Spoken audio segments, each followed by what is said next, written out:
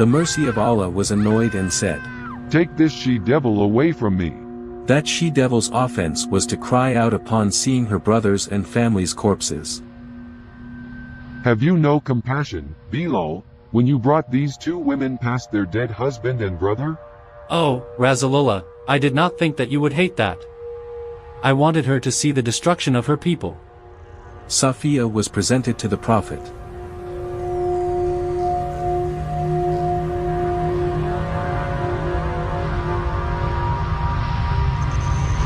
Prophet Muhammad threw his robe over Safiya to claim her. Sahih Bukhari, number 2228. Safiya was amongst the captives. She first came in the share of Dihya al-Kalbi, but later on she belonged to the Prophet. But Dihya was not prepared to give in. In Sirat Rasul Allah, Dihya was offered 2 female slaves in exchange for Safiya. But in Sahih Muslim, he got 7 slaves. How come from 2 slaves ending up to 7 slaves? There must be a tough negotiation between Dihya and the Prophet. Rasulullah, that is not fair at all. You had given Safiya to me. I changed my mind. I will give you 2 of Safiya's young cousins in her place. You will love them. They are both pretty and fresh. You can have great fun tonight. Rasulullah, I don't enjoy those girls. You can keep them, just return Safiya to me. Dihya, don't be a pest. I will sweeten the pot and throw in these young men. You can have great moment tonight, with all 5 of them. I don't like them either. Please kindly return my Safiya. What about 2 more women? Just take these 7 slaves, 7 heads in all. Okay? Rasulullah, I have enough slaves from the last jihad. I just need Safiya. Dihya, you stubborn mule. Just take what I offered before I change my mind and have your private part removed instead. Dihya knew the Prophet meant what he said. He took the 7 slaves and left in a hurry.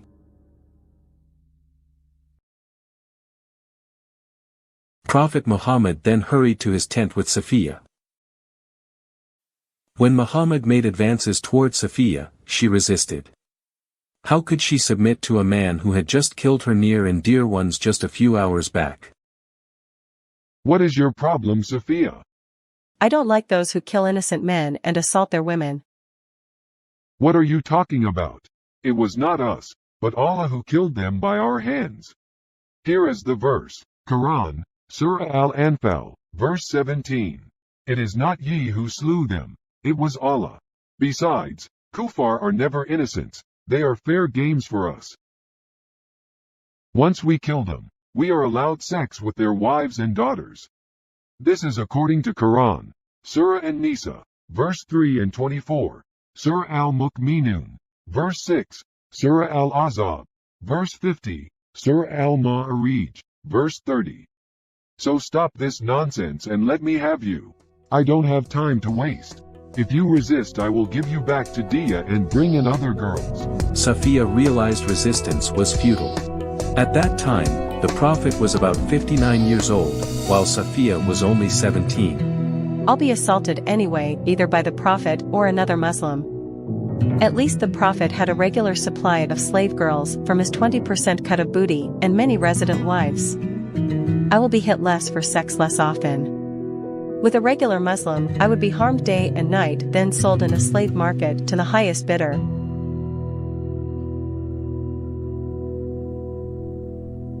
While the Prophet was lying with Safiya, he heard some movement near his tent.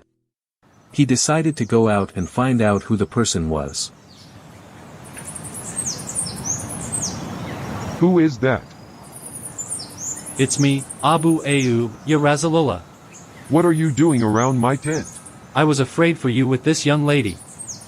You had killed her father, her husband and many of her relatives, and until recently she was an unbeliever.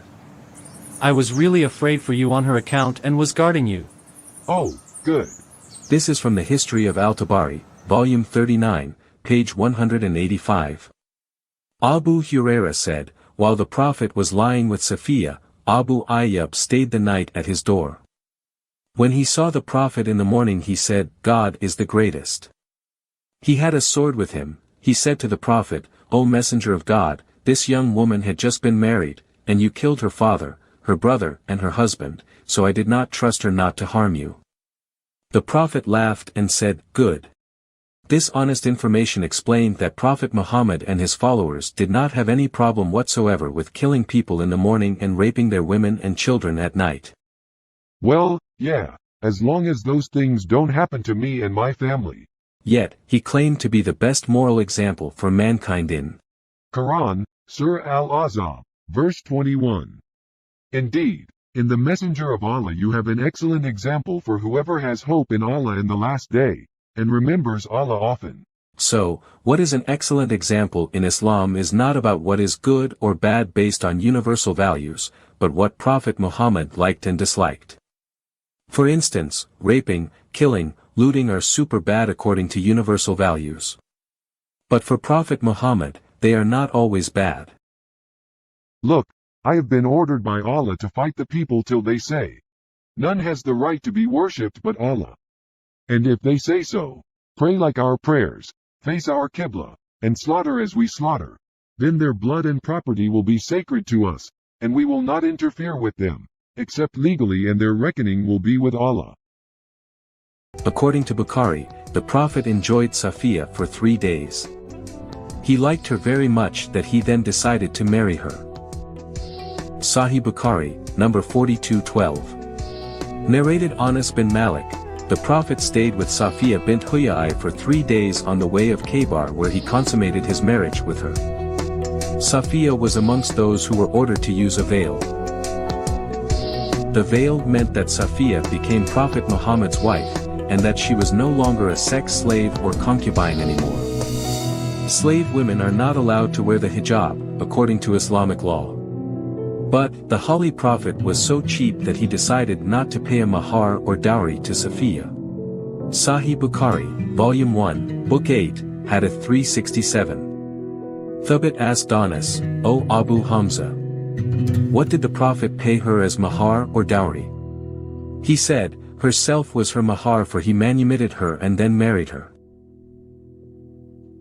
I don't have to pay Safiya her dowry because that meant I had to pay it to myself for manumitting her. For my kindness toward Safiya, Allah would give me 2 rewards. First is for manumitting Safiya, the second one is for marrying her.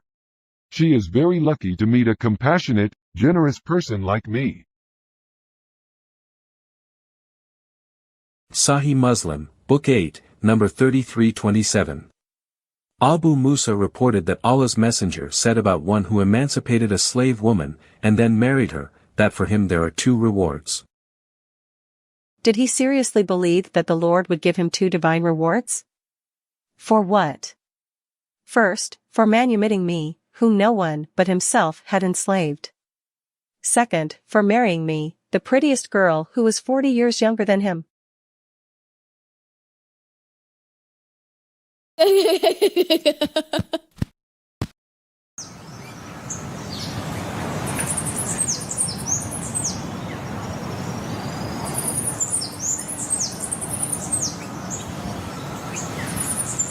Prophet Muhammad intended to force the Jewish Kabar into exile.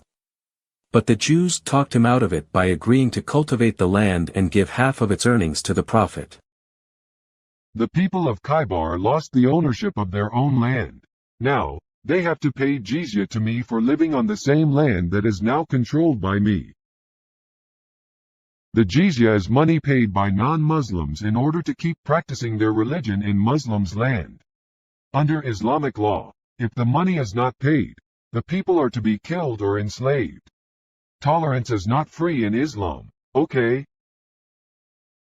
Even after paying the jizya for years, the Jewish Kabar eventually were expelled by Umar when he became the second caliph. The following story is from Ahmad, Volume 6, page 337, cited in Muhammad. One day, Prophet Muhammad went to do Hajj. He brought 2 of his wives, Zainab bint Jahsh and Safiya bint Huyaiy. On the way, my camel knelt down, for it was the weakest among all the other camels. And so I wept. The Prophet came to me. Oh, Safiya, please don't cry. Let me ask Zainab for help. The Prophet went to meet Zainab. The camel of Safiya has fallen sick. What about giving her one of your camels? What? No way. Never should I give it to such a Jewish woman. The Prophet became angry with her and he did not approach her for 2 months. Don't cry, Safiya. I give you another camel. The Prophet came to me and wiped away my tears with his dress and hands. The more he asked me not to weep, the more I went on weeping. Safiya was captured and had to live among the very people who killed her loved ones. She had nowhere to go and no one to turn for solace. She was despised by everyone around her.